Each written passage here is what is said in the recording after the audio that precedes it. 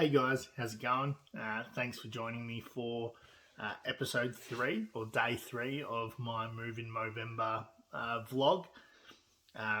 This morning's run, I only did the 3K, and to be honest, it wasn't an overly exhilarating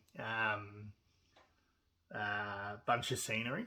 I went up to the back of the wetlands and kind of just ran back and forward, and that was because I found a really good empty space and I just wanted to work on my running, work on my form, and work on my breathing to make sure that for the rest of the month that I'm making some sort of improvement. So I did improve my pace. I was really close to that 9-minute mark, really close. And with some of the tips that I've gotten from mates today, I'm confident that will continue to just get better and better. Music-wise, I listened to Good Kid, Mad City from Kendrick Lamar. If you haven't heard it, I certainly recommend listening to it from start to finish. Don't skip any songs.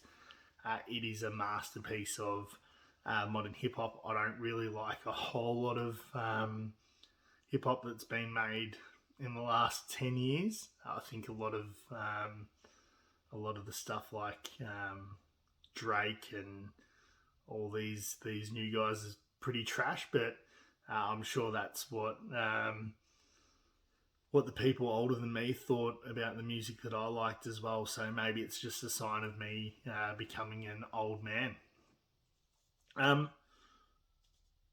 So over the last couple of days, I've spoken about anxiety, and today I wanted to do something a little bit different and not necessarily talk about a specific mental health illness or even a symptom, but I wanted to speak about cause. I'm a true believer in cause and effect, and I love behavioral economics, and I think we can generally tie things back to if something's happening, what caused it. So the topic I wanted to talk about is social loneliness, and I guess sense of belonging. And the reason why, I think that I'm in a really good position to talk about that is it's something that affected me really early on. And that's pretty much just because I changed primary school so often. So I actually went to 6 different primary schools in 6 years.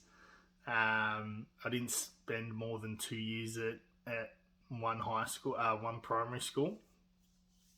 And it wasn't as though we were moving from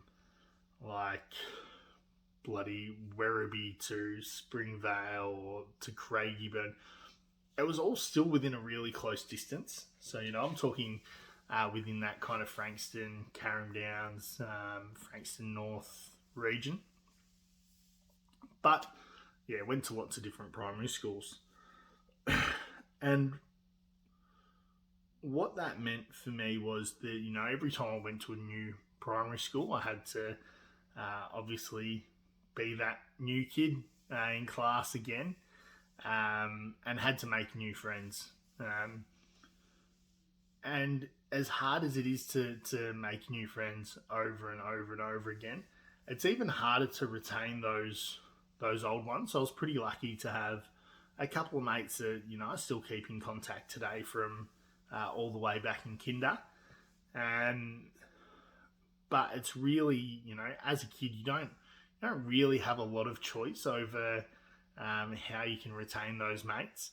I wasn't involved in social sports as a kid. Never played any local footy or cricket or anything like that. I'm not sure whether it was an affordability issue or what it was, but that was just not something that we had any exposure to as kids.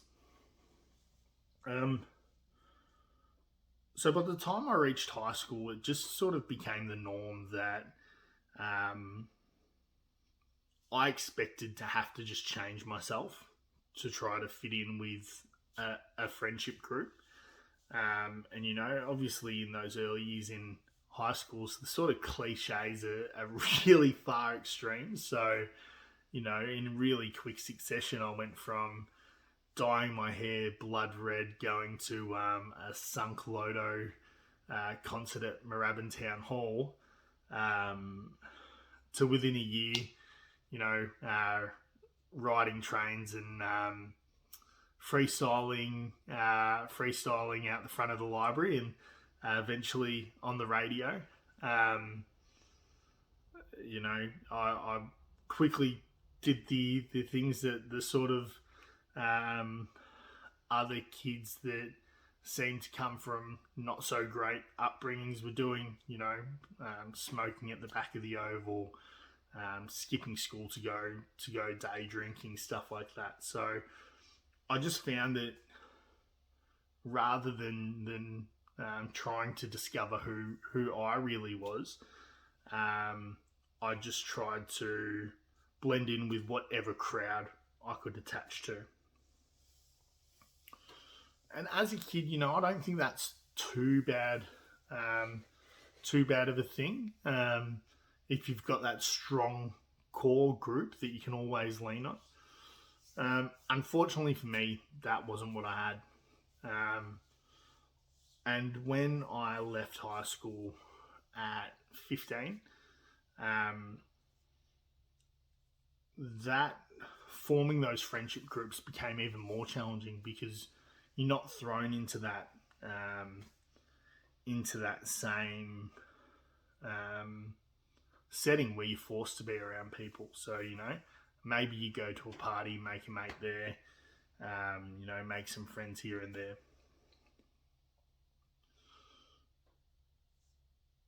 The impact that had, long term, was pretty bad, because what happens is,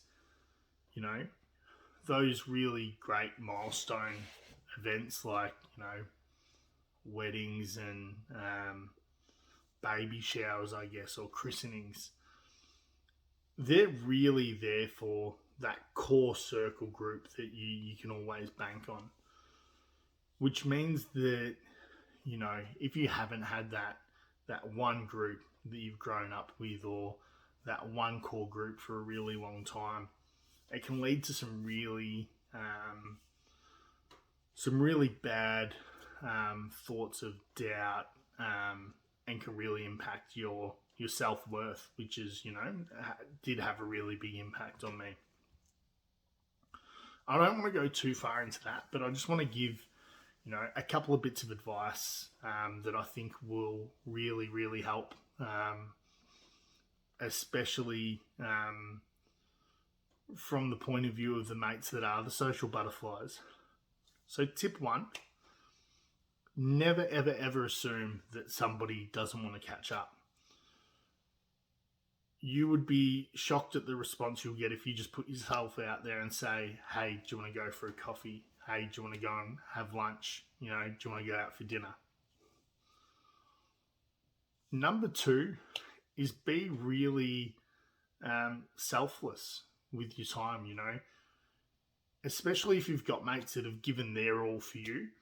Make sure that you return the favour, because, it's as you get older, those relationships and having really true relationships are even more important.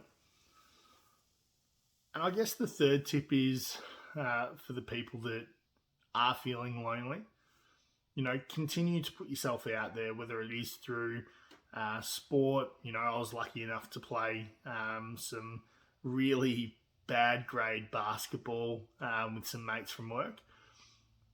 But that's given me, a group of friends that I know that I'll continue to have for life. So put yourself out there, try new things, and just be really open to the fact that there are people out there that you can link up with and create some lifelong friendships. If any of my mates are feeling that sense of loneliness or low self-worth, as always, just reach out to me. I'm always happy to make time. I'd hate to think that any of my mates are in a really bad place, because they feel that they can't just pick up the phone and catch up and have a chat. Anyway, that's it for today. I look forward to recording this after tomorrow's run, back to 5K. Thanks everybody, and keep on donating. Cheers.